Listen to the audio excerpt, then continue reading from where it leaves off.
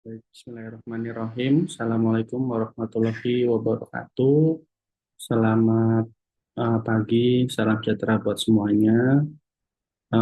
Alhamdulillah hari ini kita bisa berkumpul bersama dalam rangka peningkatan kader di wilayah Puskesmas Waringin Kurung di Kabupaten Serang.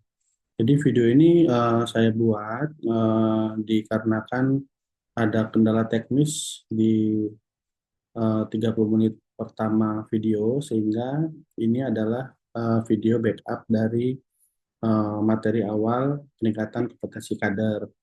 Yang terhormat Ibu Kepala Puskesmas Waringin Kurung yang saat ini diwakili oleh Ibu Kepala Bagian Tata Usaha, para bidan puskesmas, dan terutama para kader yang hadir dan menyempatkan diri untuk meningkatkan kompetensinya di pertemuan ini. Eh, Hari ini kita akan, mungkin saya bukan bersifat menggurui, tapi saya rasa ibu-ibu semua sudah pada punya bahannya, sehingga sifatnya bisa lebih ke refreshing, kemudian bisa ke eh, pengenalan kasus-kasus yang selama ini ibu-ibu alami. Baik seperti yang ibu-ibu ketahui, untuk peningkatan untuk kadar itu eh, memiliki ini ya. Jadi kadar itu memiliki 25 keterampilan dasar, di mana dibagi sesuai tingkatan menjadi 3 tingkatan. Yang pertama adalah kadar purwa. Kadar purwa ini adalah tingkatan yang paling dasar yang harus dimiliki oleh para kader yang bertugas sebagai kader di masyarakat. Nah, kader purwa ini minimal setiap kader memiliki keterampilan pengelolaan posyandu dan layanan bayi dan balita. Itu adalah kewajiban yang harus dikuasai oleh para kader.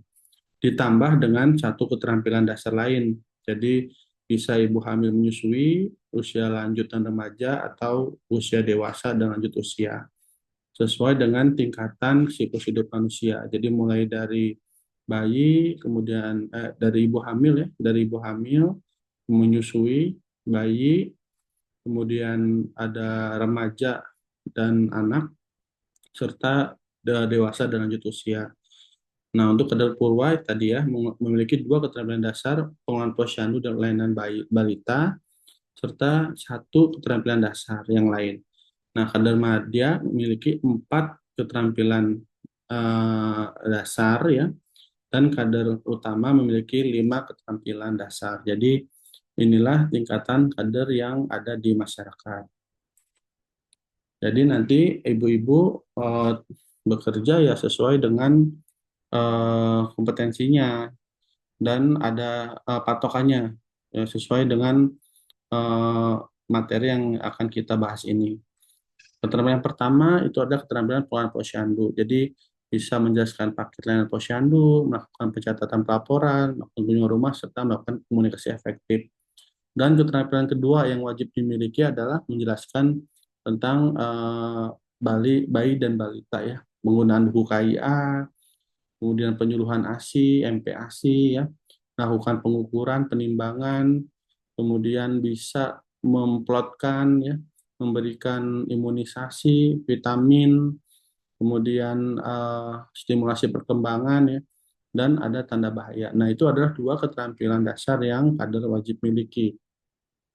Sedangkan untuk tambahannya ya bisa di keterampilan ibu hamil menyusui, kemudian di keterampilan remaja dan anak dan remaja, serta usia dewasa dan lanjut usia. Nah, nanti akan kita bahas di materi-materi selanjutnya. Nah, untuk kader itu wajib memiliki kemampuan menyuluh, melakukan pendeteksi dini, dan memiliki tanda-tanda kecakapan kader. Jadi, penyuluhan apa saja yang bisa diberikan kepada ibu hamil, bayi, balita, dan anak sekolah pada usia remaja, dan pada usia lanjut usia. Jadi disesuaikan dengan siklus hidup manusia. Makanya kadar itu tidak hanya mengurusi bayi dan balita, tetapi juga termasuk ibunya, remajanya, dan juga ada posbindu ya. Jadi seluruh siklus kehidupan ya itu. Ini akan kita bahas lebih lanjut di materi selanjutnya. Nah, yang pertama adalah keterampilan pengolahan posyandu. Nah, setiap kader dalam melaksanakan posyandu harus memiliki panduan pelaksanaan. Jadi mulai dari pendaftaran, kemudian bisa melakukan penimbangan dan pengukuran, dan melakukan pencatatan, serta pelayanan kesehatan dan penyuluhan. Nah, jadi nanti posyandu harus ada meja-mejanya itu biasanya. Nah, yang mana untuk penyuluh kesehatan, yang mana untuk eh, pencatatan, pendaftaran, nah disesuaikan dengan siklus hidup manusia ya. Selain itu juga, kader juga diharapkan bisa melakukan kunjungan rumah. Nah, kunjungan rumah ini jangan sampai ibu-ibu kader tidak membawa apa-apa ya, minimal yang mana saja sasarannya sudah tahu yang harus dikunjungi ya. Biasanya sasarannya ya yang risiko tinggi atau yang memang sudah memiliki suatu masalah dalam kesehatannya. Dan jangan lupa juga membawa form folder checklist untuk kunjungan rumah. Untuk foldernya sudah saya share ke grup WhatsApp. Jadi ibu-ibu bisa mencek misalnya nanti di rumah jangan hanya melihat ibunya ya, ibu dan balitanya, tapi ada anak remajanya, mungkin ada orang tuanya, mertuanya, kakek neneknya. Nah, itu juga ikut dilakukan pencatatan, pendaftaran, kemudian pengukuran ya, dan kalau bisa dengan penyuluhan. Nah, sebisa mungkin ibu-ibu juga membawa alat kesehatan seperti termometer, tensimeter. Zaman sekarang tensimeter sudah mudah ya, sudah ada yang digital dan bisa membawa meteran ya untuk melakukan pengukuran lingkar lengan atas dan lingkar perut. Nah, ini aksesnya ya, jadi bisa dilihat di link yang di bawah ini atau di scan ya. Nanti materinya akan kami share. Nah, ini ya. Jadi jangan lupa cara komunikasinya yaitu melakukan saji ya, salam, ajak bicara, jelaskan, bantu dan ingatkan. Jadi jangan ujuk-ujuk langsung ukur gitu ya. Bangun dulu kedekatan dengan keluarga, keluarganya welcome, didatangi itu senang, bukan takut ya didatangi oleh kader. Nah, ini ya. Nah, itu adalah keterampilan yang wajib dimiliki oleh para kader. Yang kedua yang wajib dimiliki adalah keterampilan mengenai bayi dan balita. Nah, sama ya, tadi mulai pendaftaran, pengukuran, penimbangan, pencatatan, kemudian pe, apa, pen, tindak lanjut medisnya dan melakukan penyuluhan ya. Itu jadi jangan sampai ibu-ibu di sini mengukur tapi tidak tahu nih hasil ukurannya seperti apa. Apakah dia sudah sesuai tumbuhan dan perkembangannya atau tidak ya. Jadi dan yang digunakan adalah buku KIA. Nah, penting karena buku KIA itu bisa dipakai sampai bayi umur 4 tahun. Jangan sampai setelah ibunya lahir bukunya hilang ya. Jadi tetap dipakai untuk anaknya. Satu buku untuk satu anak ya. Nah, termasuk juga untuk memberikan penyuluhan mengenai ASI eksklusif. Zaman sekarang, apalagi yang tinggalnya sama yang sudah berumur, sudah tua ya, sering diberikan pisang atau diberikan susu formula. Nah, padahal ASI eksklusif selama 6 bulan itu jauh lebih baik dibandingkan makanan tambahan. Nah, setelah 6 bulan baru diberikan MPASI, makanan pengganti ASI bertahap ya Bu ya, mulai dari 70-30 sampai nanti kalau udah setahun mungkin lebih banyak porsi makanannya ya 70% dengan nasinya sebanyak 30%. Nah, jangan lupa untuk memberikan makanan ASI sesuai dengan porsinya ya, ada karbohidrat, protein dan lemak. Nah, ini ya, jadi setelah usia 1 tahun ke atas, cukup hanya memberikan 30% ASI, 70%-nya adalah MPASI. Nah, setelah 2 tahun itu full diberikan eh, diberikan MPASI, maksudnya diberikan makanan sehari-hari ya. Dan gizinya harus seimbang. Jangan kadang kalau anak-anak itu susah makan sayur ya. Nah, itu juga harus ada triknya mungkin dari ibu-ibu kader mengolah sayur seperti apa sehingga para balita itu senang dengan sayur. Dan zaman sekarang juga yang lagi rame itu banyak minuman manis ya, minuman manis sehingga yang sering cuci darah malah sekarang yang muda-muda karena seringnya minum manis di minuman kaleng atau di makanan instan. Nah, itu kurang baik untuk kesehatan ginjal. Nah, ini ibu kader juga harus bisa melakukan pengukuran antropometri dari bayi dan balita, mulai dari mengukur lengan atas ya. Jadi saya rasa ibu-ibu sudah pada bisa ya. Kemudian mengukur lingkar kepala, bagaimana menimbang bayi yang benar, bagaimana mengukur tinggi badan, karena sekarang juga stunting itu sedang menjadi fokus program pemerintah. Jadi stunting itu biasanya kita ukur pendek ya, pendek berdasarkan usia, dikarenakan adanya suatu penyakit ya. Jadi tidak semua yang pendek itu kita katakan stunting, tapi kalau stunting pasti pendek. Nah, ini cara menimbang bayi seperti apa, jangan sampai popok-popoknya juga ditimbang gitu ya, atau banyak ukurannya yang nggak sesuai. Kemudian panjang, tinggi badan, nah ini penting.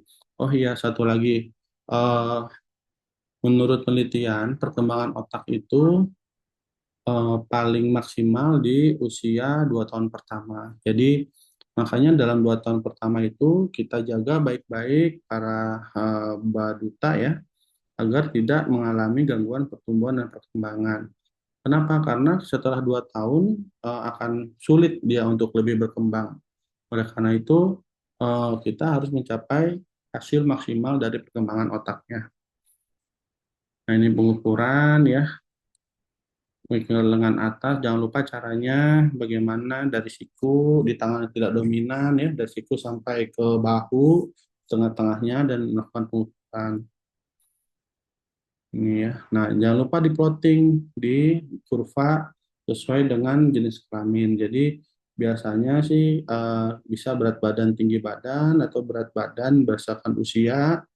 Nah, ini jangan sampai kurvanya ini mendatar bahkan menurun ya. Kita sesuaikan dengan kurva yang eh, garis awalnya. Jadi pastikan si anak atau si bayi itu kurvanya naik sesuai dengan garisnya. Apalagi sampai di bawah garis merahnya itu sudah sangat bahaya. Harus segera diberikan intervensi. Nah, ini interpretasinya. Jadi pastikan pertumbuhannya yang baik ya. Yang baik itu seperti apa ya? Sesuai dengan garisnya. Jadi tidak menurun ya atau dia mendatar. Nah, ini ya. Berat badannya nggak naik nih datar ya. Atau berat badannya pertumbuhannya lambat atau pertumbuhannya sangat curam ya. Itu juga tidak bagus. Nah, jangan lupa diplot di kurva WHO sesuai dengan berat badan. Biasanya sih tinggi badan per umur ya untuk tahu apakah ada kemungkinan stunting apa tidak.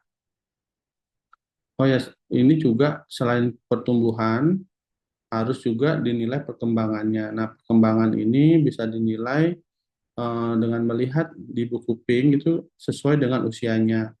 Oh, usia berapa sudah bisa jalan, usia berapa sudah bisa bicara 1 kata, 2 kata, bisa berekspresi, bisa balik badan. Nah, itu bisa ibu-ibu kader sampaikan kepada para ibu yang menyusui dan ibu yang punya balita untuk perkembangannya. Semakin cepat dideteksi, semakin cepat dilakukan stimulasi, akan semakin baik hasilnya ya. Nah, untuk pemberian vitamin A dan obat cacing juga biasanya di drop dari puskesmas. Jadi Ibu Kader bisa membantu untuk pemberiannya. Dan termasuk imunisasi. Nah, imunisasi ini juga penting. Di sini masih banyak halangan-halangan tentang imunisasi. Paling sering adalah agama ya. Mudah-mudahan sih di Kecamatan Waringin Kurung bisa ya. Walaupun ada anggapan anak saya diimunisasi kok malah sakit-sakitan, yang nggak diimunisasi ya sehat-sehat aja ya. Semua juga tergantung bukan hanya dari satu faktor ya. Bisa jadi yang tidak diimunisasi sekalinya sakit itu bisa berat. Nah, beda dengan anak yang sudah diimunisasi. Ya. Nah, ini biasanya BCG, polio, DPT, HB, HIV, PCV, dan RV ya. Nah, jadwalnya ini bisa dilihat di buku KIA. Jadi, pastikan ibu-ibu di wawasan para kader itu membaca dan mencatat jadwal imunisasi. Dan juga jelaskan juga tentang tanda bahaya. Nah, tanda bahaya juga penting untuk diketahui agar mendapat penanganan lebih cepat ya. Jangan sampai dulu mah dikasih panas-panas mah dikasih kunyit aja atau dikasih bawang nanti sembuh sendiri ya. Tergantung juga ya. Harus obat yang sesuai, kemudian ada resiko kemungkinan kejang, jadi harus hati-hati. Ya, baik, mungkin itu sedikit tambahan. Selanjutnya kita lanjutkan dengan video yang ada di direkam selanjutnya. Terima kasih.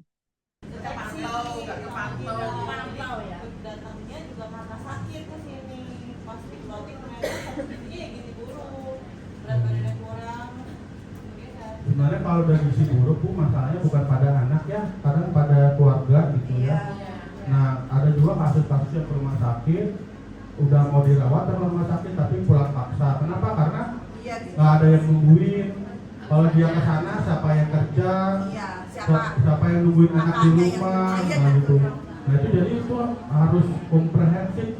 Artinya bukan cuma dari tenaga kesehatan Bu, harus merangkul lurah ya atau camatnya, karena itu kan penduduknya di situ gitu. Jadi nggak bisa kita superhero mau ngeberesin itu, nggak bisa, karena permasalahannya itu nggak semudah itu gitu ya. Jadi harapannya sih Ibu Kader bisa merangkul lurah lah minimal ya, lurahnya atau camatnya ya. Nah ini ya pengukuran. Nah ini di buku ini juga ada stimulasinya Bu, harus diapain ya gitu ya. Jadi anak nih harus nih dia ada perkembangannya nih, usia sampai 3 bulan apa bisa angkat kepala enggak ya, jangan-jangan dia lahirannya macet gitu ya, ternyata dari awal perkembangannya kurang, tahu-tahu cerebral palsy gitu ya. Jadi banyak, jadi harus distimulasi gitu. Nah nanti ibu-ibu kalau ketemu yang checklistnya nggak pas, bisa dirujuk dulu ke puskesmas biar diperiksa dulu sama dokter atau bidan di puskesmas, atau perlu dirujuk ke dokter anak apa enggak ya. Biasanya sih disuruh stimulasi dulu Bu, stimulasi dulu. Nanti kalau 1-2 bulan nggak ada perbaikan, baru dirujuk ke rumah sakit biasanya ya. Nah ini juga ada bulan vitamin A ya. Diberikan nggak di sini? Nah, kalau obat cacing? Dapatnya dari mana kalau obat cacing? Ada yang enggak di sini? Posyandunya belum pernah memberikan vitamin A atau obat cacing? Ya. Maksudnya kalau ada pun nggak apa-apa ya Bu ya. Kita kan sama-sama, oh ternyata di saya belum pernah nih, ada masalah nih, apa masalah stoknya atau masalah koordinasinya ya. Nah itu harus jadi masukan buat puskesmas. Nah imunisasi dikerjakan nggak di posyandu? Apa aja yang sudah di sini dikerjakan? Kalau di Pusat 2 apa aja? BCG, yang paling nggak mau. Nggak maunya karena terus gimana itu menjelaskannya ke ini?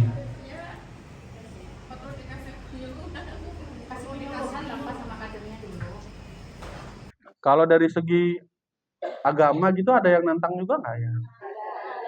Nggak ada ya, kan di tempat lain mah ada yang nggak boleh ya, haram gitu. KB ya. Ada yang imunisasi ini apa? Ada juga Bu yang imunisasi itu apalagi pas COVID kan itu ada yang anti imunisasi, ada yang anti vaksin gitu. Tapi di sini nggak ada ya? Oh, ada juga. Oh, yang nggak mau divaksin? Oh, iya. Nah, ya itu sebenarnya eh, ya kasihan ke anaknya ya, kasihan ke anaknya dan ya kalau dia kena ya vaksin itu kan tidak 100% nggak mungkin terjadi ya Bu ya. Vaksin itu yang pertama dia mengurangi keparahan. Jadi kena mah kena tapi nggak sampai parah gitu ya. Jadi bukan berarti udah divaksin kok masih kena TBC. Ya bisa, tapi nggak parah dibandingkan yang tidak divaksin gitu ya.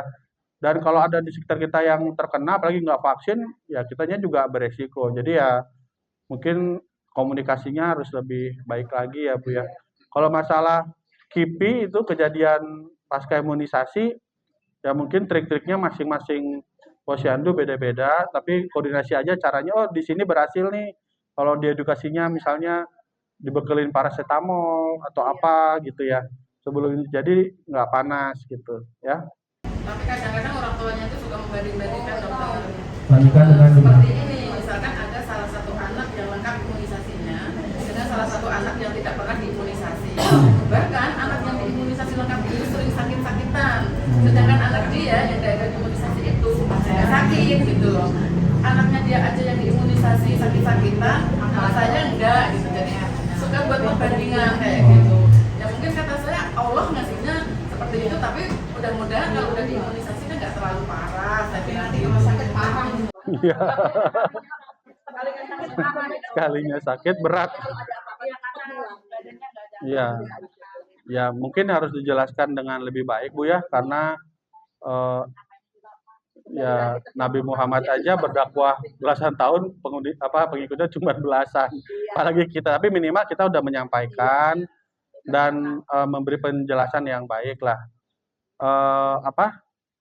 Sebenarnya sakit itu kan bukan karena imunisasinya lengkap Bu ya, tapi banyak juga sebabnya. Yang pertama nutrisi ya, anak kadang-kadang kan makannya susah, imunisasinya lengkap tapi anaknya kurus misalnya, atau anaknya mungkin gaya hidupnya es terus atau apa gitu ya, makan minumnya ya wajar sakit ya. Ya dijelaskan dengan baik ya Bu ya. Kalau ada yang bermasalah banget mungkin bisa konsultasi ke puskesmas, ke dokternya gimana caranya. Apalagi kalau udah program nasional ya. Tadi imunisasi, kemudian nah imunisasi juga kan ada waktunya ya Bu ya. Punya petanya nggak?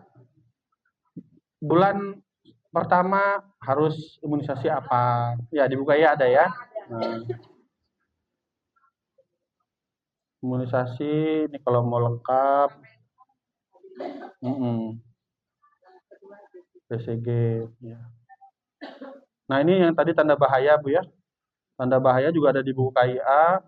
Aduh. Tanda bahaya bayi dan balita. Ini balita sebelah sini, ini bayinya. Cari aja di buku KIA. Jadi kalau bisa ibu juga punya tuh buku KIA, jangan yang pinternya pasiennya, ibunya juga harus punya ya buat dibaca-baca. Nanti kalau nggak jelasinnya lebih pinter pasiennya ya kitanya nggak enak ya. Lembar pemantauan ini untuk perkembangan ya. Perkembangan cari aja di buku KIA, tanda bahaya ya. Nah, Nah, tadi itu baru 2 keterampilan. Sekarang keterampilan ketiga nih, ibu hamil dan menyusui. Kalau kelas ibu hamil dikerjakan nggak, Bu? Minimal ibu hamil harus berapa kali ikut kelas? Nah, minimal 4 kali, Bu. Kalau di aturannya 4 kali ikut kelas, dan yang diajak bukan cuma ibu hamilnya aja. Mertuanya boleh. Kadang yang memberikan keputusan bukan ibu hamil ya. Mertuanya, ibunya mah pengen lahir di bidan, mertuanya nyuruh ke dukun. Ya repot ya. Suaminya boleh, pengasuhnya boleh kalau nanti kira-kira bakalan diasuh sama si pengasuh, diajak aja pengasuhnya ya. Jadi yang berkaitan sama bayi boleh ikut ke kelas ibu hamil ya. Ini sama lah tadi. Jadi buku kaya itu penting ya Bu ya. Tadi bencana yang pertama, kalau ibu ketemu ibu hamil, pastikan tadi tuh haidnya ingat kapan, karena umur kehamilan itu sangat penting Bu. Kalau dia haidnya nggak ingat kapan, pastikan dia USG. USG. Pokoknya USG itu 2 kali, nggak perlu rajin-rajin USG Bu, ke puskesmas gratis kalau punya BPJS. Kalau nggak punya BPJS bayar nggak? Oh, berapa Bu? Kalau nggak punya BPJS 60.000 ya. Tapi ada yang nggak punya BPJS di wilayahnya? Ada ya. Nah, itu juga jadi masalah ya Bu ya, karena PBI ya. Ya karena PBI itu updating terus Bu, tiap tiap beberapa bulan.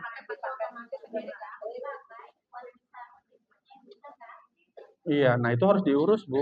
Entah itu dia dijadikan, iya, ya itu tanggung jawab para kader juga memastikan sasaran di wilayahnya memiliki jaminan kesehatan. Yang memang nggak mudah sih Bu ya, karena kan apalagi harus bayar rutin gitu ya. Nah, tapi untuk yang berisiko-berisiko kayak ibu hamil ini, kadang-kadang baru lahiran, baru buat BPJS. Kan nggak langsung aktif ya. Aktifnya minimal 2 minggu baru bisa dipakai. Susah juga. Susahnya apa Bu? Rekening.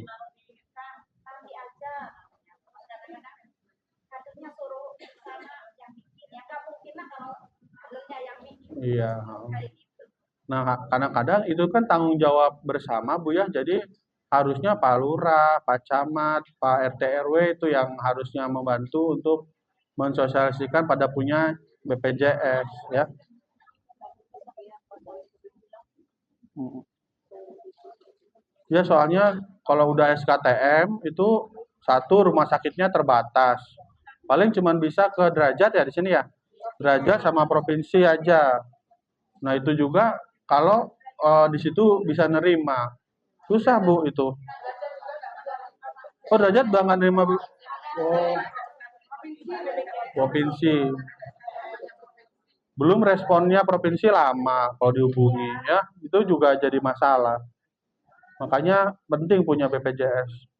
Sebenarnya sih kalau keluarganya sayang ya sama ibunya, pasti dibuatin sih ya. Itu kan tanda orang kalau udah sayang, cinta ya harusnya pengen semuanya selamat gitu ya. Jadi ya itu bisa dijadikan alasan kalau nggak buat BPJS berarti nggak sayang sama ibunya gitu ya.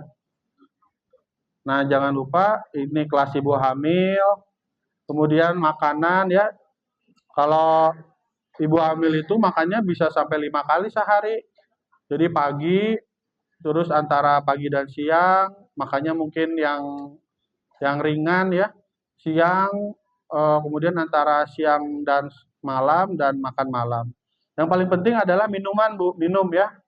Jadi minimal tuh 8 sampai 12 gelas sehari. Karena kan dia harus buat darah untuk bayinya, harus buat mau menyusui, menyusui kan butuh air ya. Jadi dia kalau minumnya kurang, air susunya juga nanti akan berkurang ya. Ini dibaca aja ya Bu ya, itunya. Nah, jangan lupa ini, oh ya satu lagi, tablet tambah darah, itu penting. Tablet tambah darah minimum diminum berapa lama? Ya, yang bagus itu selama kehamilan. Tapi minimal 3 bulan, Bu. Kenapa 3 bulan? Sel darah merah itu umurnya cuma 3 bulan. Jadi kalau Ibu minum yang sekarang tablet penambah darah, itu dipakai untuk sel yang baru. Yang sel yang lama masih jalan, nggak bisa diintervensi gitu. Jadi kalau Ibu minum sekarang, hasilnya baru kelihatan ya 3 bulan, baru semuanya udah keganti jadi yang baru itu 3 bulan gitu. Jadi minimum 3 bulan, tapi kalau bagus itu selama kehamilan. Dan minumnya juga tergantung kadar HB-nya ya Bu ya. Kalau HB anemia berapa Bu kalau orang hamil? Ini pasiennya kurang darah nih. HB ya, bukan tekanan ya. HB berapa? Kurang dari 12. Ada jawaban lain? Kalau ibu hamil, trimester 1 dan trimester 3 itu kurang dari 11. Kalau trimester 2 kurang dari 10,5, Bu. Ya, kalau dia trimester 1-nya 11,3 ya itu normal, nggak apa-apa. Tapi kalau remaja, nah remaja kurang dari 12 ya kalau remaja. Nah, ibu hamil. Nah, kalau tekanan darah, nah tadi kita kan ngukur tekanan darah. Kalau hipertensi itu berapa sih Bu tekanan darahnya? Lebih dari 120 per 80. Hipertensi, ada jawaban lain? Lebih dari 140 per 90. Ya, jadi hipertensi itu lebih dari 140 per 90 ya. Jadi 120 sampai 139 itu normal. Kalau dapatnya tensinya 130 per 90, hipertensi enggak? Kalau tensinya 130 per 90, hipertensi enggak? Iya. Ibu hamil. Ibu orang normal juga sama ininya. 130 per 90 tinggi enggak?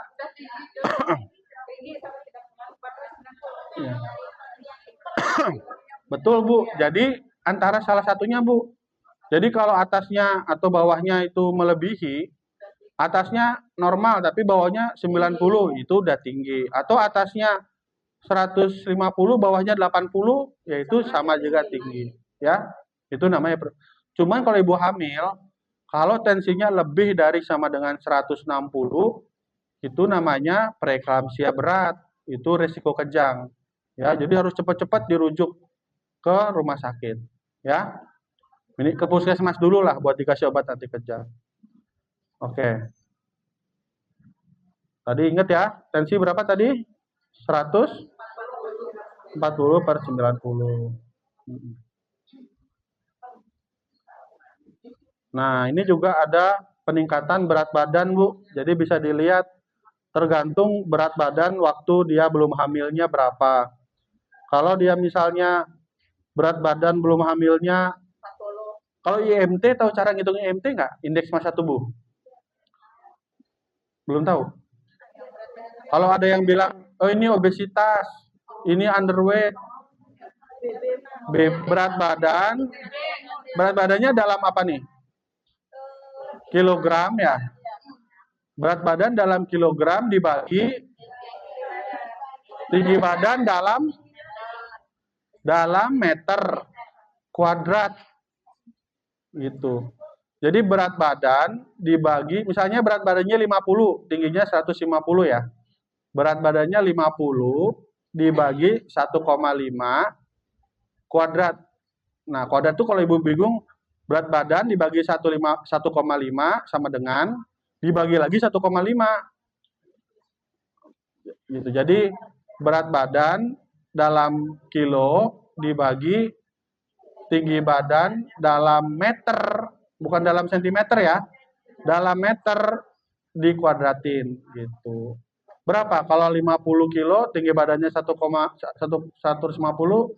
berapa tuh nilainya di kalkulator? 50 dibagi 1,5 sama dengan dibagi lagi 1,5. Berapa?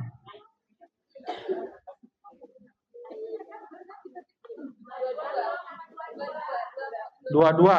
Nah, dua-dua normal nggak? Dua-dua normal. Karena normalnya 18,5 sampai 24, sampai 25 lah. Jadi normalnya 18,5 sampai 25. Kalau di bawah 18,5 namanya malnutrisi, Bu.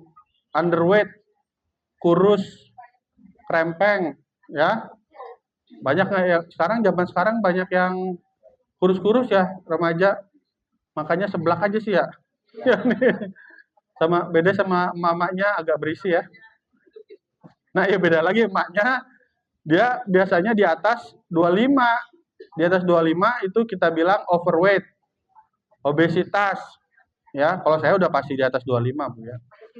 Iya. Pasti, Bu. Ya. Jadi, Ibu harus tahu nih, waktu sebelum hamil, dia ini berat badannya masuknya kategori yang mana? Kategori kurang atau kategori lebih, ya. Obesitas. Nah, kalau misalnya dia kategorinya normal, dia ngikutin garis yang pink ini, Bu. Jadi misalnya umur kehamilannya dalam minggu, ini berat badan yang sebelah kiri. Oh, umur 20 minggu, berarti dia ada di garis pink ini. Nambahnya, jadi tambahnya misalnya berat badan awalnya 50. Oh, nambahnya berapa kilo? Nambahnya cuma 3 kilo, berarti 3 kilo di sini. Di plot nih, yang ini pertambahannya dari berat badan awal. Makanya sangat penting ibu hamil itu tahu berat badan sebelum hamil. Ya, atau berat badan trimester 1 lah, karena itu menjadi patokan pertambahan berat badan berikutnya. Ya, jadi penting nanti ibu-ibu kalau hamil langsung timbang berat badannya.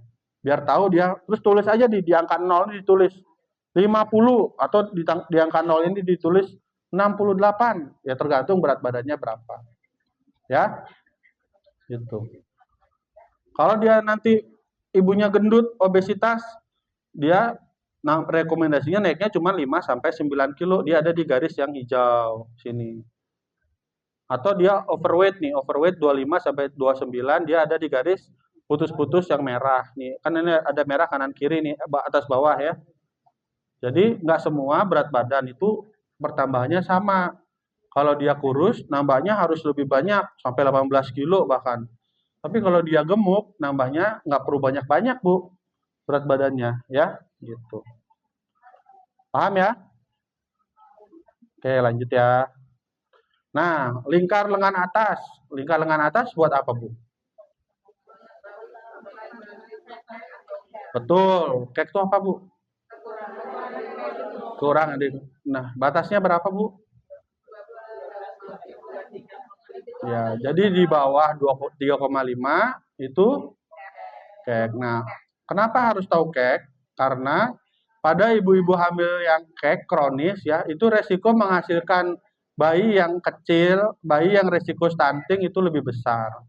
Makanya sebelum hamil harus direncanakan waktu misalnya ibu dilibatkan nggak dalam screening catin?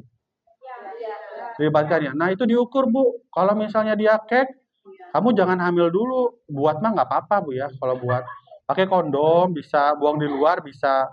Tapi gemukin dulu badannya. Nanti kalau sudah optimal, udah ada lingkar lengannya udah naik, kalau mau hamil silakan gitu, ya. Nggak mungkin kita ngelarang membuat ya, Bu ya. Udah nikah masa nggak boleh buat? Ya, ini tadi tablet tambah darah ya. Tablet tambah darah tadi bagusnya diminum tiap bulan ya, tiap bulan. Memang tablet tambah darah itu mual, jadi biasanya mau tidur diminum. Atau kalau nggak BAB-nya jadi hitam. Kadang-kadang kalau minum banyak nggak apa-apa, Bu, itu normal ya. Gitu. Nah, jangan sering-sering ibu hamil minum teh. Setiap ini minumnya teh, ini minumnya teh. Nah, teh itu menghambat penyerapan zat besi di usus. Jadinya nanti udah minum tablet tambah darah banyak, kebuang lewat kan nggak diserap, jadi sayang ya. Boleh, tapi jangan sering-sering ya. Oke, tanda bahaya ya tadi yang pertama minimal ibu tahu tensi ya, tensinya tinggi. Kalau emang keadaannya kurang bagus ya dirujuk aja. Nah ini juga nipas ya. Kalau darah nipas itu maksimal keluar berapa hari bu? Udah harus bersih. Harusnya sih 2 minggu udah bersih bu, harusnya. Kecuali yang sesar ya. Yang lahir normal itu udah lewat 10 hari juga dia darahnya udah warna putih, putih kekuningan. Jadi kalau dia masih keluar darah, lahiran normal, keluar darah terus, udah 30 hari kok masih darahnya merah. Nah, hati-hati ada ketinggalan selaput, kadang ketinggalan parsenta ya, gitu ya. Nah, tadi untuk ibu hamil. Yang berikutnya usia sekolah dan remaja. Kalau di sini sih mungkin saya tekankan untuk pemberian tablet tambah darah untuk ibu hamil, ibu hamil. Untuk anak putri ya. Ya, remajanya khususnya putri. Kenapa? Karena dia baru pertama kali mengalami menstruasi. Karena secara statistik 70 sampai 80% remaja putri itu mengalami anemia, Bu. Ya. Anemia itu tandanya apa aja? Ya, 5L ya. Lu lagi. Lemah, letih, lesu ya. Lunglai ya, HB-nya di bawah. Kalau remaja di bawah 12 ya, gitu. Biasanya kalau tenaga medis bisa dilihat Bu, konjungtiva. Konjungtiva itu bukan yang putih ya Bu ya. Konjungtiva itu kalau kepala matanya diginiin itu yang bagian si merahnya itu. Nah, kalau dia pucat ya, pucat putih, nah itu biasanya anemia.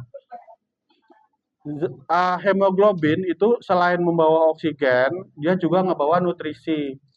Jadi kalau anaknya anemia, makannya banyak, nggak gede-gede, ya yang bawa ke jaringannya sedikit, si distributornya sedikit. Makanya penting anemia itu ditanggulangi ya. Jadi walaupun dia makannya banyak, kok nggak gede-gede, jangan-jangan anemia atau cacingan. Cacingan juga bisa ya. Gitu. Ya, tadi makanan ya, makanan. Nah, makanan apa aja yang mengandung zat besi tinggi, Bu? Hijau daun, kayak grup musik ya, Bu. Apalagi? Sayur-sayuran, ya. Apa yang zat besi tinggi? Ati, ya. Ati, kangkung, ya, zat besi tinggi. Daging merah itu juga zat besinya tinggi ya. Ya jangan besi ya Bu ya diminum.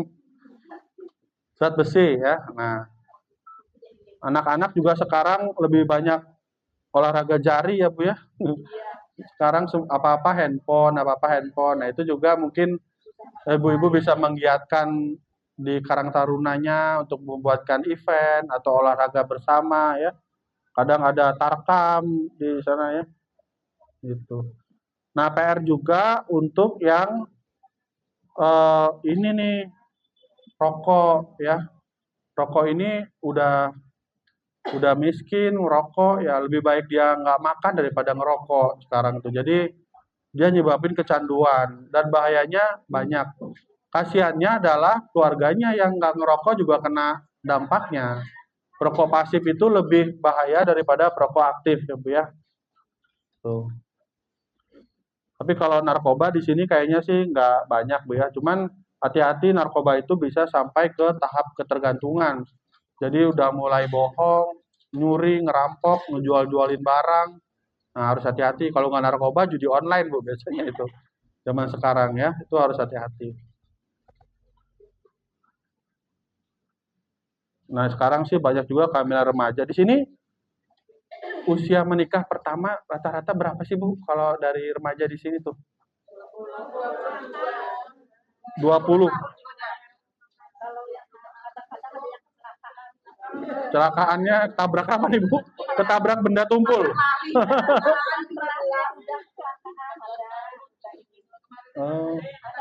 Yang paling muda di sini pernah ketemu berapa tahun yang paling muda? 15, ada yang di bawah 15? 17. Kalau di sini remajanya setelah lulus SD itu atau SMP sekolah lagi atau sambil sekolah? Menantang sekali ya Bu ya sambil sekolah. Sambil sekolah. Kalau habis SMA kerja apa lanjut sekolah biasanya di sini? Kawin. Ya usia menikah itu kalau secara undang-undang ya, secara undang-undang itu kalau nggak salah 20 ya Bu ya. Berapa perempuan? Iya. Oh 25 kejauhan. Masa Bu? 22 bukan? Oh iya. Oh. Ya dulu sih usia menikah 16 Bu ya. Dulu. Sekarang naik jadi 20. Iya ya. Ya, kenapa 20 Bu? Kenapa coba 20? Kenapa? Karena ya kalau di bawah 20 yang pertama otot-ototnya itu masih kaku ya. Terus yang kedua, Bu, berhubungan di bawah 20 tahun, si mulut rahim itu Bu belum sempurna terbentuk sehingga dia mudah mengalami bukan Bu, namanya mikrolesi kayak lecet gitu. Nah, lecet itu mudah masuk virus HPV. Jadi nanti beberapa tahun kemudian jadi kanker serviks ya. Makanya berhubungan di bawah 20 tahun itu beresiko karena si mulut rahimnya belum mateng. Jadi kalau dia dihajar gitu, virus HPV masuk langsung jadi kanker serviks biasanya. Makanya usianya itu kalau bisa di atas 20 tahun ya. Gitu. Selain mapan secara psikologis, secara ekonomi. Kalau nikah kan bukan cuma modal cinta ya Bu ya. Walaupun tapi kalau nggak cinta nggak nikah ya. Jadi curhat. Ya, yang terakhir nih Bu, usia dewasa dan usia lanjut ya. Nah, jadi kalau di Indonesia itu ada 5 penyakit yang menjadi prioritas. Hipertensi, kemudian stroke, kemudian penyakit jantung, diabetes, sama apa ya satu ya? Saya lupa. Tadi udah ya. Ya nanti kalau inget ya. Nah, ini anjuran pemakaian gula garam ya. Jadi ternyata setelah dirunut-runut penyakit tidak menular itu akibatnya karena gaya hidup makanan. Gulanya terlalu tinggi, penggunaan garamnya terlalu banyak atau lemaknya terlalu banyak. Jadi rekomendasinya sehari itu per orang itu 4 sendok makan. Itu udah maksimal ya. Gula ini didapatkan bukan hanya dari gula yang masuk Bu, termasuk gula yang di makanan. Kita misalnya buat sayur pakai gula. Nah, termasuk di situ juga sambal pakai gula juga. Pakai. Nah, itu juga masuk sebenarnya. Jadi keseluruhan total gula yang kita makan itu maksimal 4 gelas. Wah, itu mah iya ya. Nah, itu resiko ini kayak saya ini ya resiko penyakit jantung, stroke, hipertensi. Garam juga maksimal 1 sendok teh dan lemaknya maksimal 5 sendok makan. Penggunaan minyak-minyak kadang ya. Minyak-minyaknya kebanyakan sekarang mah kalau nggak gorengan nggak asik ya Bu ya. Buka puasa bukannya kurma, gorengan ya di sini. Di sini gitu nggak? Gorengan ya. Nah, iya, ntar lagi batuk ya. Nah, ya ini penyakit jantung. Ya gejalanya ya nyeri dada. Jadi ada pembuluh darah yang tersumbat. Jadi sering nyeri dada sebelah kiri. Atau kadang-kadang gejalanya tiba-tiba meninggal aja. Lagi ke WC meninggal, lagi sholat meninggal ya. Jadi serangan jantung biasanya. Nah, kalau hipertensi ini ujung-ujungnya kalau nggak stroke, gagal ginjal Bu. Jadi kalau hipertensinya nggak diobatin, ya tadi bisa penyakit jantung, stroke atau gagal ginjal. Yang lagi rame mah gagal ginjal Bu. Sekarang kalau udah gagal ginjal itu ya tiap minggu 2 kali seminggu harus cuci darah. Ya. Jadi hipertensi mah kalau ketahuan obati gaya hidup dulu. Misalnya jangan makan yang asin-asin, sering berolahraga, jangan marah-marah aja sama suami, ya. Iya, jangan curhat, Bu. Iya ya, jadi hipertensi ya, nambah tensinya. Nah, yang kalau misalnya udah kayak gitu masih di atas 140 ya harus minum obat. Obatnya juga nggak mahal, Bu, murah dan ditanggung sama BPJS, ya. Nah, ini kencing manis terutama pada yang punya riwayat kencing manis bapak ibunya. Kadang bapak ibunya punya kencing manis, biasanya anaknya nular tuh, Bu. Menurun, bukan nular ya. Menurun ke anaknya kencing manis. Jadi kencing manis itu gulanya minimal berapa? Kalau ngecek gula sewaktu berapa kencing manis? Di atas berapa? Gula sewaktu. Kencing manis ada gula sewaktu, ada gula puasa. Ya. Kalau gula sewaktu, pas ngecek di atas 200, Bu. Jadi lagi iseng aja ngecek, gulanya 230. Nah, itu kencing manis tuh, diabetes. Kalau gula puasa, dicek puasanya minimal 10 jam ya, Bu ya. Puasa itu nggak makan, nggak minum. Biasanya sih sarannya itu malam, Bu. Jadi malam jam 10 makan, jam 8 pagi dicek. Jangan sarapan dulu. Ya. Jadi kalau puasa itu di bawah 126 ya, 126 atau 125 gitu. 125. Itu kalau puasa. Nah, itu perlu dicek ya, Bu ya, sekali-sekali. Kalau ulang tahun ngaduin suaminya jangan HP, cek buat check up itu lebih bermanfaat, Bu. Cek kolesterol, cek itu. Iya, biar tahu. Tapi kadang-kadang lebih baik nggak tahu ya daripada tahu. Iya, setelah tahu ini malah umurnya makin pendek, bukannya panjang umur. Iya, tapi ya kalau pengen umur panjang, ya gitu ya. Nah, kalau stroke itu ya biasanya karena tekanan darah tinggi. Stroke itu ada dua, Bu. Ada yang pecah karena pendarahan, ada yang tersumbat, jadinya aliran darah di otaknya nggak ada. Ya, biasanya stroke yang karena pendarahan itu ya pas lagi kegiatan. Tapi stroke yang tersumbat itu biasanya pas lagi tidur, Bu. Lagi tidur, bangun-bangun, nggak bisa gerakin tangan. Nggak bisa. Ada juga stroke ringan juga ada. Nah, itu juga harus diobati. Biasanya orang stroke pasti hipertensi, Bu. Kalau nggak hipertensi, hiperkolesterol. Nah, kolesterol itu bisa nyumbat pembuluh darah. Nyumbat pembuluh darah sehingga terlepas, sumbatannya makin tersumbat, akhirnya nggak ada aliran darah ke otak, ya stroke. Makanya penting juga untuk mengontrol lemak. Iya, kolesterol. Kolesterol itu normalnya di bawah 200 ya, Bu. Jadi kalau udah tinggi, ya gaya hidupnya diperbaiki atau minum obat, ya. Ya, jengkelan apa, Bu? Bahasa Inggrisnya? Oh, keram. Keramnya apa? Kaki, tangan? Kalau keram itu banyak, Bu. Keram itu yang betisnya keras itu bukan? Ya, itu yang pertama penumpukan asam laktat, Bu. Jadi kelelahan, kecapean, ya asam itu mah semutan kali ya.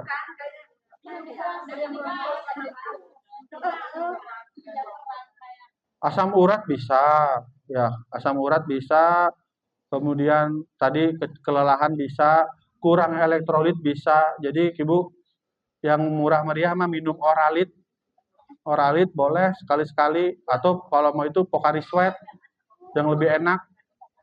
Kadang kurang elektrolit, Bu. Atau ya suplementasinya mungkin yang alami air kelapa. Air kelapa tinggi kalium, nah itu bagus. Sama ini kurang oksigenasi, jadi ngirup oksigennya itu nggak maksimal. Jadi bukan, oksigen itu digunakan untuk merubah asam laktat itu, Bu. Jadi kalau oksigennya nggak maksimal, asam laktatnya juga nambah. Jadi gampang kram, gampang apa, gitu ya. Oke ya, lanjut ya. Nah, ini yang terakhir kanker kali ya. Kanker itu yang paling banyak pada perempuan apa, Bu? Waduh. Itu mah akhir bulan. Ya. Apa yang paling banyak? Kanker serviks. Kanker apa lagi yang paling banyak? Nah, yang paling banyak itu kanker payudara, Bu ya. Padahal barangnya bisa dilihat di luar ya. Jadi ada caranya untuk periksa, tahu caranya? Ada yang mau praktek di sini? Ya, ada Sadari, ada Sadanis ya. Jadi kalau Sadari periksa payudara sendiri. Nah, kalau Ibu nggak mau praktek di sini, lihat di YouTube aja ya. Jadi, jangan saya, Bu. Saya kayaknya nggak terlalu besar ya. Jadi, jangan, Bu. Ya, jadi intinya sih dia meriksa tuh harus runut ya. Harus dari luar ke dalam, tapi melingkar. Melingkar, jangan sampai ada bagian yang kelewat. Gitu. Jadi pakai tangan sendiri. Ya, kalau sama suaminya ya boleh juga, nggak apa-apa. Ya. Hah? Terus dipencet ada cairan yang keluar nggak? Cairan, darah, ya. Ya nanah, cairan, darah, nanah. Terus ada benjolan nggak di sini? Kalau biasanya kalau yang muda-muda namanya FAM ya, fibroadenomamae. Itu cuma gumpalan lemak, itu mah jinak itu mah. Paling dioperasi dikit, dikeluarin itunya benjolannya hilang ya. Biasanya ada benjolan. Nah, kalau dia kanker itu biasanya kulitnya bisa kayak kulit jeruk gitu ya. Bukan karena peot tua ya, Bu ya. Karena kulit jeruk gitu. Dia mengkerut gitu masuk ke dalam. Atau dia borok atau dia ngegede, Bu. Nah, gitu. Ya, jadi itu diperiksa. Terus di pinggiran, Bu, ada pembesaran kelenjar getah bening nggak di sekitar ketek? Biasanya kalau kelenjar beningnya membesar itu ya resiko ada sesuatu gitu di daerah yang sekitarnya gitu ya. Sadari, Sadanis. Kalau Sadanis itu pakai sama dokter ya, klinis ya. Kalau untuk periksa kanker mulut rahim apa yang biasanya? Ya, IVA bisa. IVA itu pakai apa, Bu? Pakai cuka, Bu, cuka baso ya. Iya. Cuka baso diencerin. Tapi jangan iseng-iseng Ibu giniin ya. Harus sama alinya ya. Jadi pakainya cuka baso, terus diencerin, terus dia ditempelin pakai kasa ke mulut rahim. Nah, kalau dia selnya bagus, dia nggak akan putih, Bu. Jadi dia nggak akan perubahan warna. Tapi kalau selnya bukan mulut rahimnya dong. Mulut rahimnya itu dilihat, ditempelin. Kalau dia bagus, dia nggak akan berubah warna. Tapi kalau dia ada tanda-tanda tumor, dia akan putih, Bu. Putih kayak sariawan ditempelin. Ini kalau ada sel yang rusak tuh dia bakalan putih. Putih gitu. Apa itu? Itu mah habis nyusuin kali nggak? Kayak luka apa ya? Kayak putih. Nah, putih. Tapi dia nanti akan hilang lagi. Jadi harus dilihat cepat putihnya itu.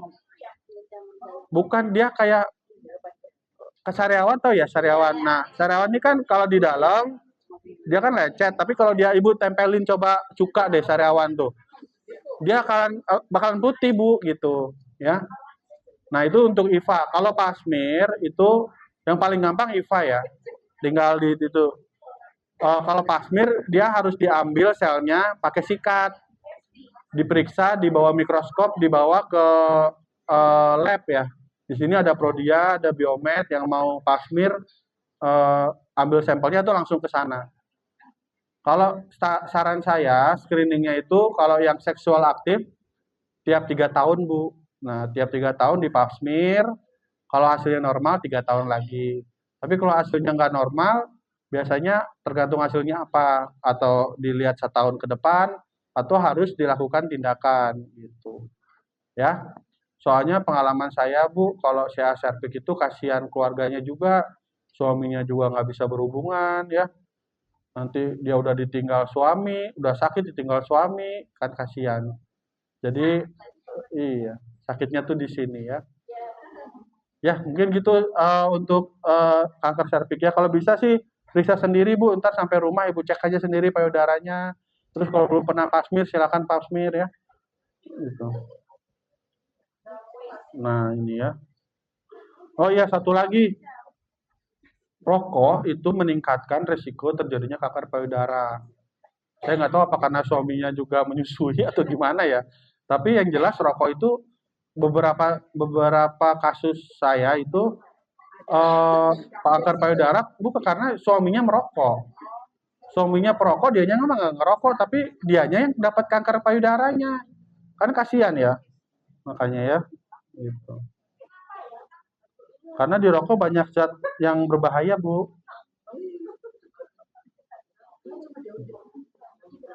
Ya ini ya tadi ya IPA sama Pap Smear. Nah yang paling banyak juga di sini tadi TBC ya. TBC juga kalau ada batuk-batuk. Apa aja sih tanda-tanda TBC? Curiga TBC nih apa nih? TBC itu bisa pada anak nggak? Bisa. Kenapa ciri-cirinya? Batuk. Ya batuk 2 bulan nggak sembuh-sembuh. Berat badannya nggak naik-naik. Ya kurus. Ya keringat malam. Ya itu biasanya. Jadi hati-hati kalau punya. Karena anak saya juga TBC, Bu. Tapi TB-nya TB kelenjar. TB itu bukan cuma TB paru. TB dapatnya dari, saya nggak tahu, pembantu saya udah saya screening nggak ada TBC ya. Mungkin dari teman-temannya. Padahal imunisasinya udah lengkap. Tapi tetap aja kena TB kelenjar. 2 anak saya kena TB kelenjar. Minum 9 bulan, Bu, obat. Susahnya minumin anak tiap hari 9 bulan. Ya. Hah? Cirinya kurus, Bu. Nggak naik-naik berat badannya. Oh, ininya ada benjolan. Ada benjolan di leher. Jadi hati-hati. Ada TB kelenjar. Ya. Berat badan nggak naik-naik. Anak saya sampai sekarang kurus. Ya. Padahal bapak ibunya gendut ya. Dan dokter lagi. Jadi ya. Bukan berarti. Iya. Nggak menjamin ininya sehat ya. Gitu. Nah, TBC itu juga penting, obatnya harus teratur, bahkan harus ada PMO, pengawas minum obat. Karena kalau dia nggak teratur, resisten, udah tinggal, udah resisten mah nggak bisa diobatin, Bu. Hancur paru-parunya ya. Gitu. Nah, untuk lansia juga ada deteksi kesehatan jiwa. Mungkin untuk dewasa juga ada ya. Deteksi kesehatan jiwa. Nanti ada toolsnya di sini, terus deteksi lansia. Nih lansianya dia ketergantungan tinggi apa rendah. Nggak semua lansia itu ketergantungan ya. Ya mungkin itu dari saya, Bu. Ada yang mau bertanya? Kita refreshing aja, Bu ya. Ini saya yakin udah pada pinter-pinter ini. Kelihatan dari mukanya. Mukanya ini ya, bingung. Ada yang mau bertanya? Mungkin ada kasus di daerahnya atau ada yang mau dikonsultasikan? Cukup, Bu? Ya, silakan, Bu, ya. Ya, silakan. Mic. Tolong ini ada mic-nya sebentar. Ini nih mic-nya.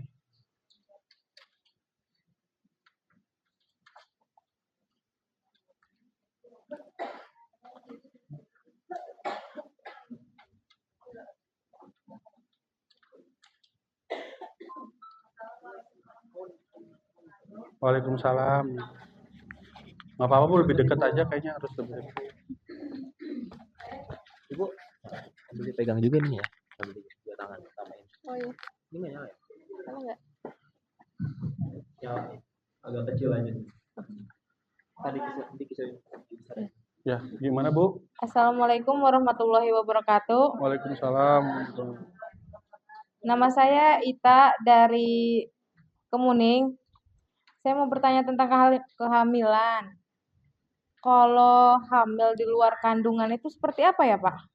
Ya, beda, Ya, Bu. terima kasih. Kalau yang banyak mah hamil di luar nikah.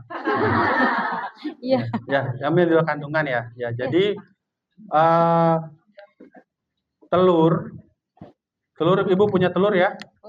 Punya kayaknya. Kayak ayam ya. Telur ayam.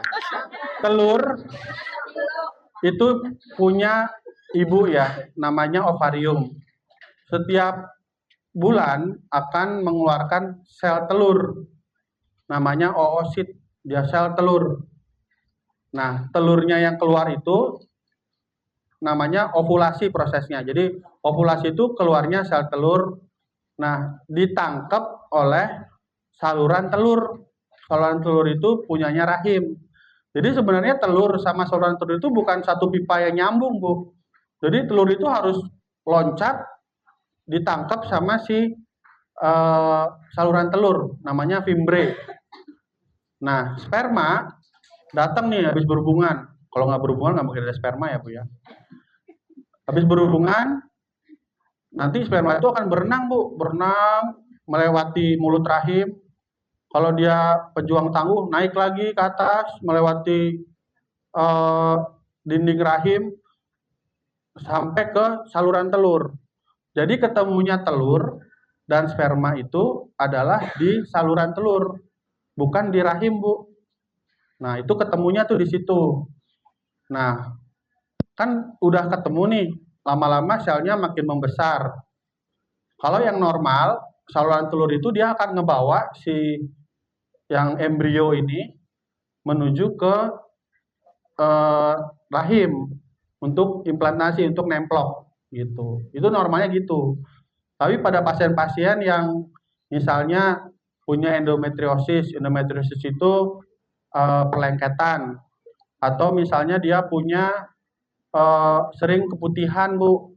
Kalau keputihan itu juga saluran si silia, rambut-rambut buat mindahin si embrio ke dalam rahim dari saluran telur itu juga rusak gitu. Nah, dia akhirnya semakin lama semakin membesar selnya nyangkut, Bu, di situ, di saluran telur.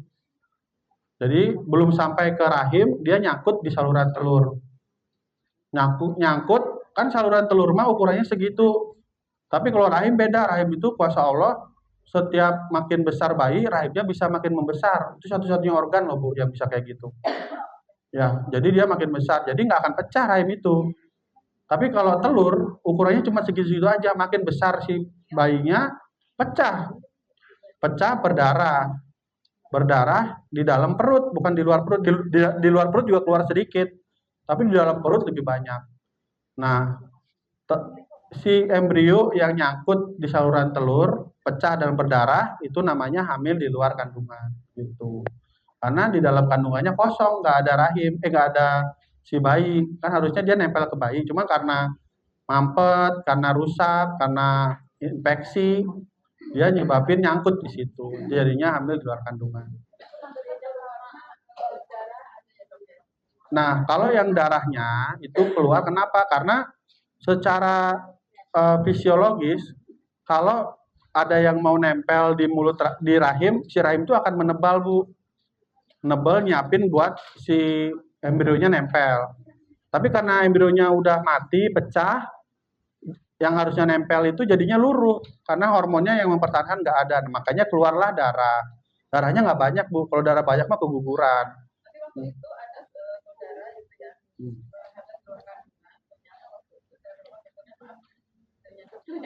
Hah?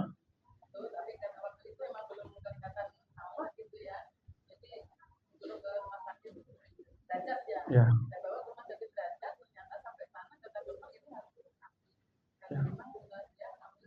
Iya. Yang kan harusnya beda sama keguguran, Bu ya. Kalau keguguran, kita operasinya bisa lewat vagina, Bu. Kita kerok aja rahimnya. Tapi kalau hamil di luar kandungan yang pecah, harus dibuka perutnya.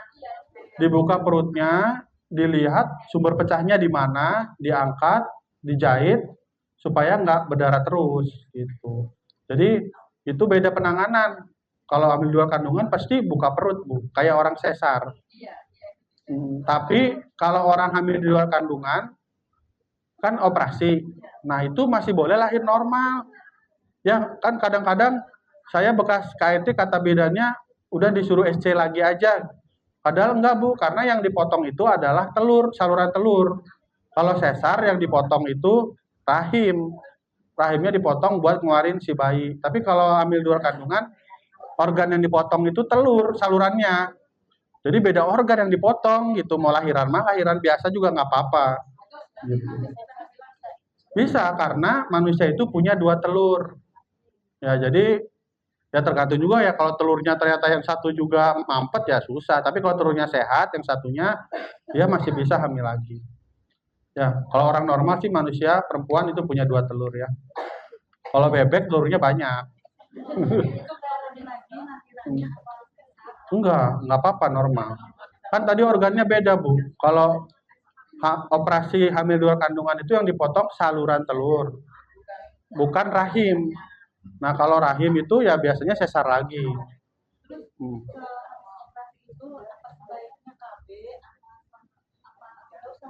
Nah, biasanya kalau emang dia sangat butuh anak, kita sarankan dia sembuh baik dulu tuh 2 bulan. Jadi kalau mau hamil lagi setelah 2 bulan boleh, Bu, gitu. Hmm. Hmm. Ya nggak apa-apa.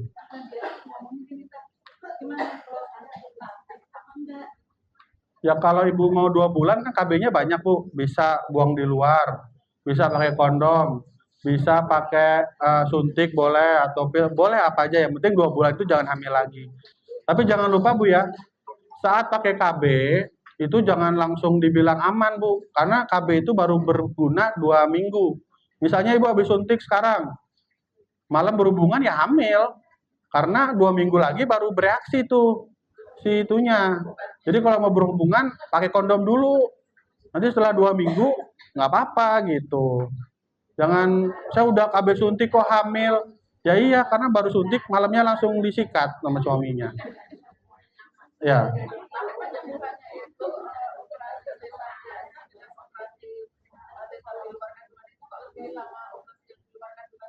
Oh enggak, Bu, itu mah tergantung orangnya, tergantung gizinya, tergantung. Kalau yang organ dipotong jelas lebih parah yang sesar, Bu. Di dalam kan rahim tuh tebel. Kalau kalau hamil 2 kandungan tuh paling segini, Bu, ininya, saluran telurnya lebih kecil malah dari segini. Jadi yang dipotong cuma segini doang. Kalau hamil 2 kandungan mah kayak motong daging sapi, Bu, gede gitu. Kalau kalau otot sih kan sama ya, otot ke bawahnya mah sama gitu. Ya, mungkin gitu ya, Bu, ya. Ada lagi? Udah pada lapar? Tan, makan siang udah? Siap. Oh. Ya, oh ada, ya, silakan. Ini dulu, Bu, sebentar.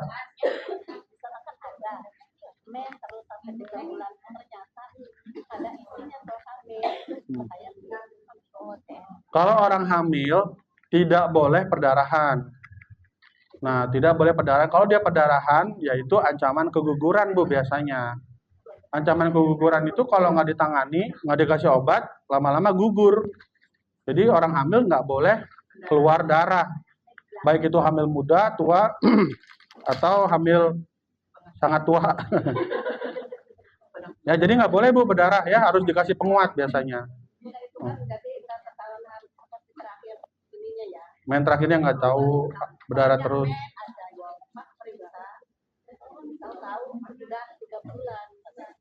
Ya berarti kan dia perdarahan, bagi hamil perdarahan. Nah itu nggak boleh, Bu, harusnya. Ya. Ya, ada lagi, Bu? Tadi? Baik Pak, Nathan saya Rina dari Waring Kurung. Saya mau bertanya Pak, untuk melihat apakah ibu hamil itu anaknya masih sehat atau tidak, karena beberapa kasus itu pernah menemui bayi meninggal di dalam kandungan. Itu kita sebagai kader kan kadang kita nggak tahu kalau tidak dibawa ke medis ya Pak ya. Jadi bisakah kita mendeteksi itu dari secara kasat mata Pak? Ya.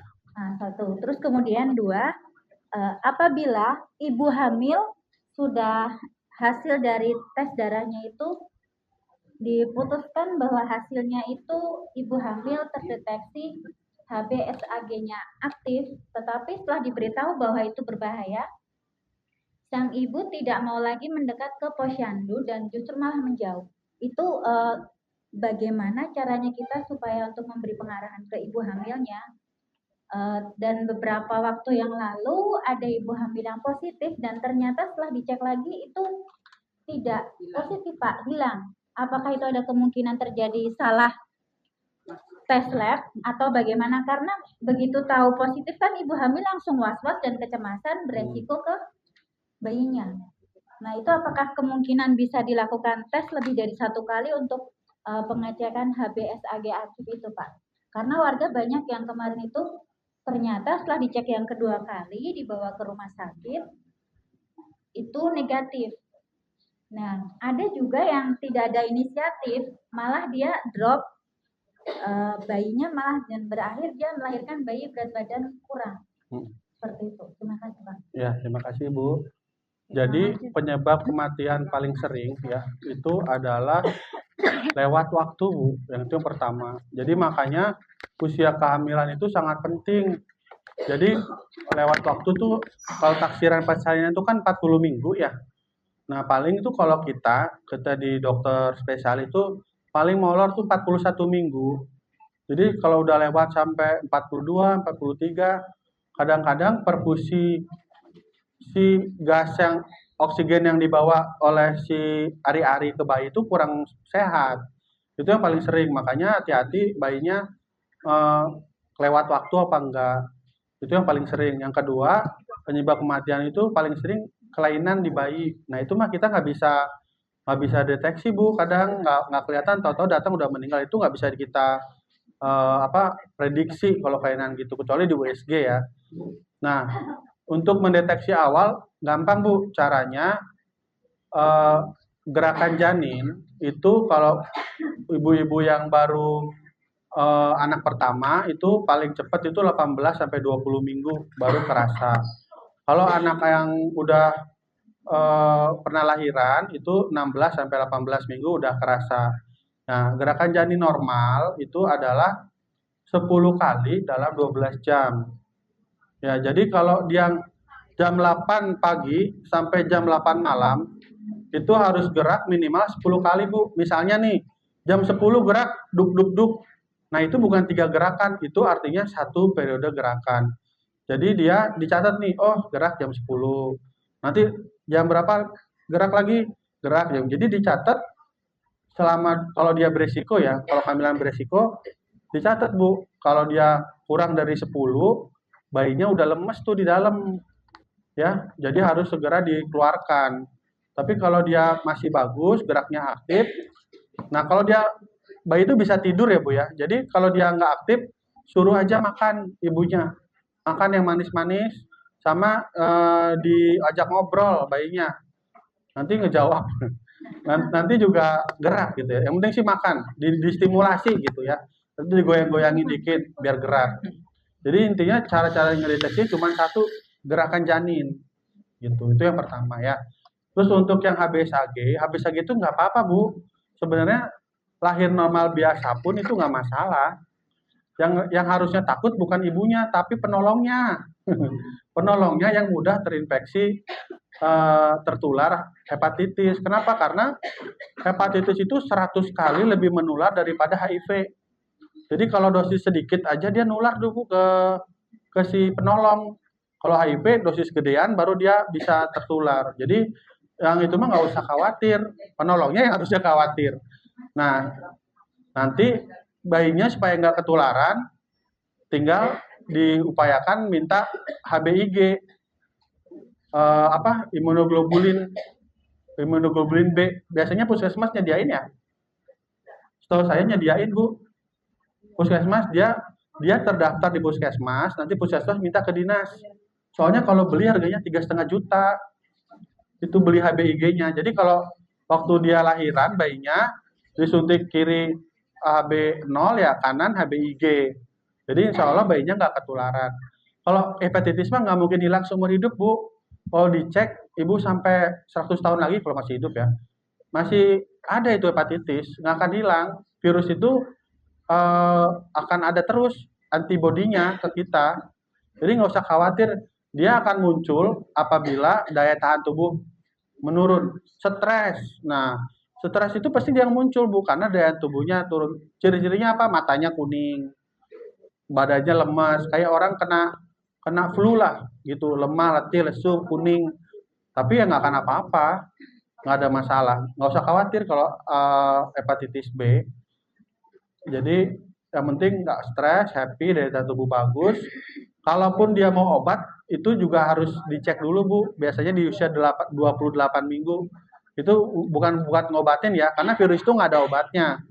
Virus itu hanya mengurangi gejala, ada dia obatnya, harus ke dokter spesialis penyakit dalam 28 minggu. Tapi nggak semua juga dikasih obatnya, karena pemeriksaannya lebih mahal daripada obatnya. Jadi dia harus periksa viral load dulu, baru dapat obat. Tapi biasanya kalau nggak ada gejala, kita sih nggak ngasih apa-apa Bu.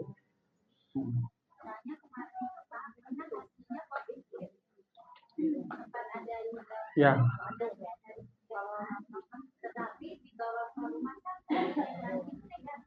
Ya, itu bisa Bu. Kenapa? Karena ada namanya sensitivitas alat, ada false positif. Jadi bisa jadi alatnya yang kurang pas gitu. Tapi sih kalau hasilnya kayak gitu, kita perlakukan positif, nanti dekat lahiran dicek ulang. Gitu, dicek ulang hasilnya apa gitu ya. Yang nggak apa-apa. Nggak apa-apa, hepatitis tuh apa ya, kayak kalau Ibu mau ngecek misalnya virus tokso gitu ya, toksoplasma itu akan toksoplasma bukan virus ya, tapi antigen itu tetap ada terus sampai ibunya, kalau udah pernah terinfeksi penyakit Bu, kita tuh ada terus tuh Bu antigennya, nggak akan hilang seumur hidup, nggak apa-apa itu mah ya. Oke, gitu ya Bu ya mungkin ya. Ada lagi? Saya rasa cukup ya Bu ya, udah siang. Ya sebelum makan siang, kita akan ada post test. Jadi mohon disiapkan lagi pulpennya untuk menjawab ya. Waktunya berapa menit Bu? 5 menit? Oke deh, kita kasih waktu 15 menit ya untuk post testnya.